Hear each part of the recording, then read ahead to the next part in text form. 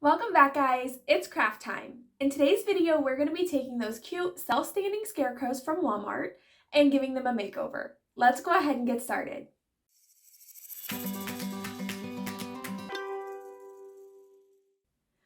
You can pick these scarecrows up at Walmart for $7 each. This year they had 3 different options and they're all self-standing. One was in a dress, one was in like a matching color scheme overalls, and then there's another one that has a black overall. So I picked up the 2 that I wanted to work with, and I'm going to show you how I'm going to turn them into so much more than just a little scarecrow to add to your shelf.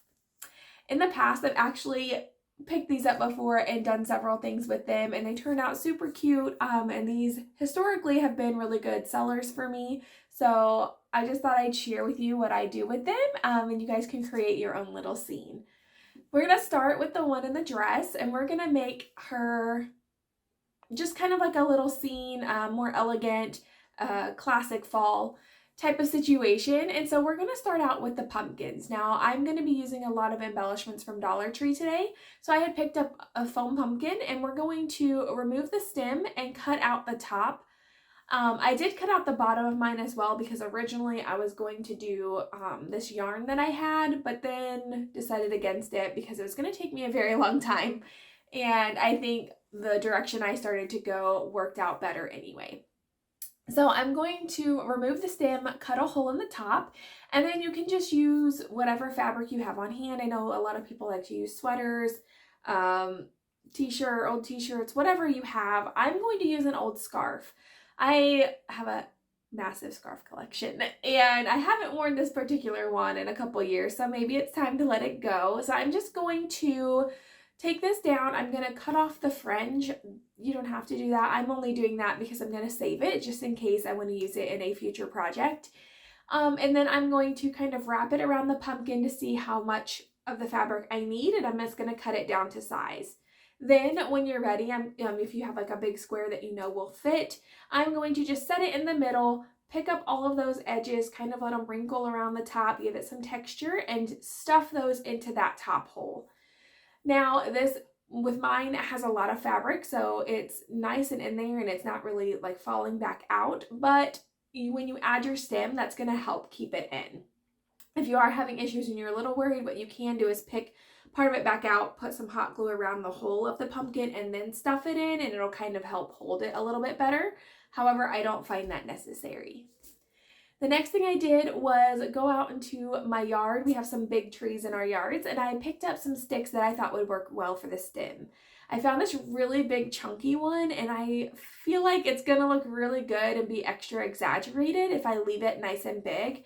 I just broke these with my hands, and then if it was a little tougher, just used my little my angle cutter tool to help kind of score the wood, and then it would snap right off for me. So you don't need to have anything, you don't need to have a saw or anything for this. Just make sure you get ones that are manageable for you to break with your own hands, or like if you step on it and break it. And then I'm gonna hot glue this into the middle. So I'm going to put this through the hole. What you want to do is put hot glue on the end and then push it through, and as you do, the hot glue will kind of like stick. With this one, because it's so big, I wanted to push it down first, and then I hot glued around the edges. So I just picked it up a little bit, hot glued, and then pushed it back in. And I love this giant, just like in your face stick. And then I'm going to give it some embellishments. I'm going to use some raffia, which I'm going to tell you right now, I hate raffia. It is so annoying to me. However, it looks so cute with fall decor, and I really want to make sure everything that I'm putting together here ties together, and with her raffia hair and everything, I just want it all to kind of come together. So I'm going to take some raffia, wrap it around the stem, and just tie it. And then I'm going to use hot glue to keep it in place. So I'm going to do a little dab of hot glue underneath where I've tied it, and then around the stem, and just make sure it's there, kind of covering everything and staying in place. And then I'm going to use these flowers that I have on hand. I'm pretty sure these came from the Dollar Tree probably last year. And I'm going to use that to embellish this, along with some little pumpkin leaves from a pumpkin stem that I had. Sorry, a pumpkin, what are they called? A pumpkin pick I kept it for the leaves for future projects, and I'm just going to pull a couple of those off and hot glue those down as well. Once that is done, I'm going to set it to the side and I'm going to start working on her sign. So this sign came from the Dollar General originally, however, it was gifted to me. I think it's very cute as is, however, I'm going to update the bow, make it a little more in your face, and remove the string to hang it from because I'm going to make her hold this sign.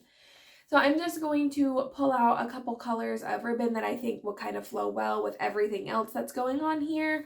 So I have this one burlap that kind of matches the tone of her hat. So I'm going to use that one, and then a burlap with a lace in the middle. I'm just going to cut out the 2 pieces that I need from each color. I'm going to crisscross the bigger one onto the bottom, crisscross the second one onto the top, pinch it in the middle, and then tie it up. Now I did cut the wire ribbon off of the burlap and lace because I didn't want the wire on there. So I'm just going to reuse that wire to tie it up in the middle, cinch it down. That way it stays in place. And then I'm going to hot glue that onto the sign, and I am going to do it a little off center at an angle just because that's my preference. From there, I'm going to have Little Miss Thang holding this sign, and I'm just going to hot glue it into her hands. I am using hot glue because I'm not making these meant for outdoors, and if so, then I'm going to highly suggest it be for a covered porch for what I'm doing here today. So I'm going to hot glue this into her hands, and you just want to use plenty of hot glue. Kind of dry fit where you want her hands to go, add your hot glue, and then hold it in place and hold it there for a very long time just so that you know it's not going to go anywhere and that hot glue is set. And that's it for the sign. Now I want to make her come together with everything, so I'm going to use the same one of those flowers that I used on the pumpkin. I have a slightly smaller one, and I'm going to add that to her hat. I think it's just a really cute way to pull all of the colors together and make everything look like it's a joint scene instead of, you know, this piece from here, this from here. For a stand, I'm just using a wood canvas. Now, scrap wood or the smaller little plaque pieces of wood would be a cheaper way to go for this. This is just what I had on hand, and I thought that it looked really cute, kind of elevated, so that's what I'm going to use today. I'm just going to paint it black and then distress it back. So I'm using Waverly chalk paint and the color ink, letting it dry fully, using my handy dandy little heat gun. If you don't have a good heat gun, I have mine listed in my links in the description, and I highly suggest you just picking one up because it helps move along these processes so much faster. So I used my heat gun, dried it out. I used the sanding block, I distressed it back quite a bit, and then I sealed it with polyacrylic. I'm just sealing it because chalk paint does need to be sealed, and just kind of putting everything into place to keep that distress the way I like it. And now it's time to attach. I'm just going to kind of dry fit where she's standing in the pumpkin, see how they look together, and then I'm going to use some hot glue and some E6000 to glue them down. Now I am really sick of this E6000 bottle. This will be the last time I use it. It's on its last leg, and I can't find my Gorilla Glue anywhere, so whatever. So we're just gonna get these glued into place, and then I'm gonna use some Spanish moss just to kind of give the bottom some more texture, bring everything kind of to life, and then I'm gonna use some of that Spanish moss on the pumpkin too. I decided to add some up at the top by the stem just to kind of draw it all together. And then after I moved her to the side and put her away, I moved this little bushel of flowers that I had sitting there kind of for staging purposes and just thought it needed to be there too. So I also added that in right beside the pumpkin, and I think this turned out beautiful. It was a fairly easy process. It just takes a little time. It's something I definitely think anyone can do if you put your mind to it, and I think she turned out adorable. So I would love to hear in the comments below what you think about her and what would you have done differently. For the next one, I'm going to use the guy with the black overalls on, and I'm going to go a different route with him. For him, I'm going to go more of a like cute spooky, and I'm going to do this with some help of some more Dollar Tree products. So I picked up another pumpkin for him, and I'm going to start by kind of darkening that pumpkin. I'm going to use this bluish like teal color that I have. It's a Waverly chalk paint product product as well, and I'm just going to do a really heavy dry brush all over this pumpkin, just in streaks, just heavy, you know, marks everywhere. And then I'm going to come back immediately while that paint's still wet with some of the Waverly ink, and I'm going to do a heavy dry brush with that as well. And I'm doing it while it's wet so the two kind of mush together and give me this really pretty, like, blue, dusty bluish black color. And then I'm going to come back over it with more of a gray color. I just mixed together a dark gray and a white to get the tone I want, and come back over it and kind of fill in any of those spots that need filled in, lighten it up just a tinge, and then let that dry. After it dried, I did seal it with some polyacrylic. You just seal it with whatever. I just used that because I had already had that out. And I just wanted to seal that chalk paint in so it doesn't come back off, and I set that aside to dry. While that was drying, I was picking out the stem that I wanted to use. I had a second stick here that I had picked up. I'm just going to break that down. When I'm ready, cut a hole in the top of the pumpkin and hot glue that in. Again, I'm going to put the hot glue around a little further than where I want the stem to stop. That way, as I push it through, the hot glue kind of draws up with it to keep it in place. And then I do like to make mine kind of go sideways. I don't know about you, but I've never seen a pumpkin stem that was perfectly straight. So I put it in as at an angle and then just added a little extra hot glue. I'm going to do the exact same thing as before and use some raffia to tie it around this stem. So I tied it around, hot glued it down, and then I'm going to take some black paint and do a dry brush on the raffia just to darken it a little bit and give it more of a, I don't know, like a dirtier feel. And then I'm going to add some pumpkin leaves to that as well. I have a second set of pumpkin leaves that I felt matched this vibe a little bit better.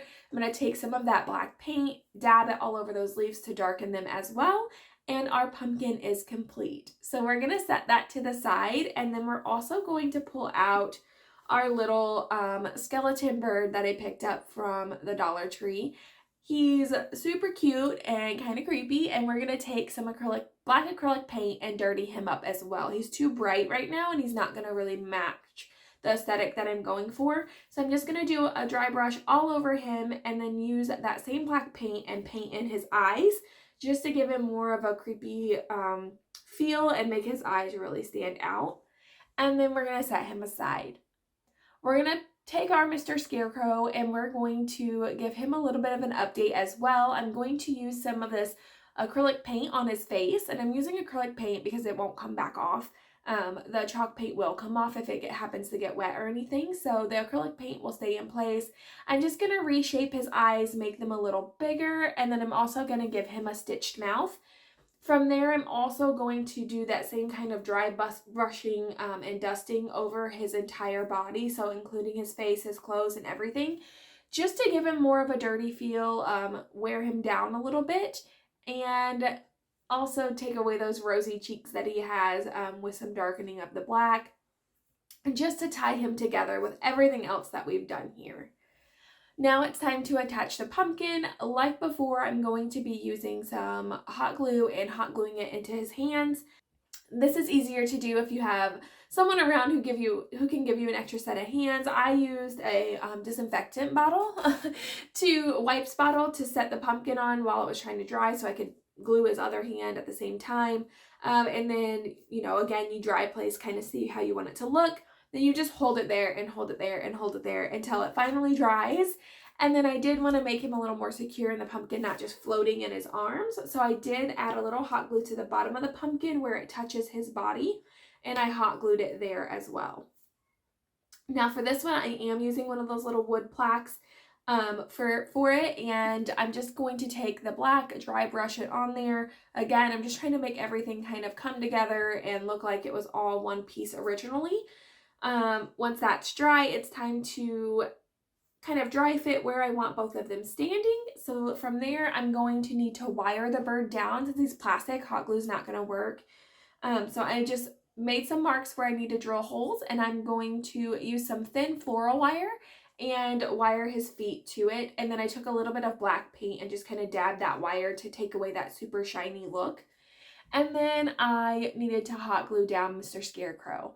Now, if you are wanting to put this outside or make him a little more sturdy, again, I don't have any more of my like super glue stuff. So you could flip it over and put 2 screws through the bottom into his feet, and that would make sure that he's secure and not going to like unglue or fall off or anything. I'm not going to do this in this step. Maybe before I put it in my booth, I'm really not sure. Again, I'm going to tag it on all of my stuff. I tag it and I say indoor use only, or indoor or covered porch, or indoor outdoor, just so people know what to expect from where they're going to be placing the items that I create. So that's just a little heads up for you guys, a tip for maybe if you are also reselling. But I think he is adorable in his own little spooky way. Let me know which of these two is your favorite. Which route would you go?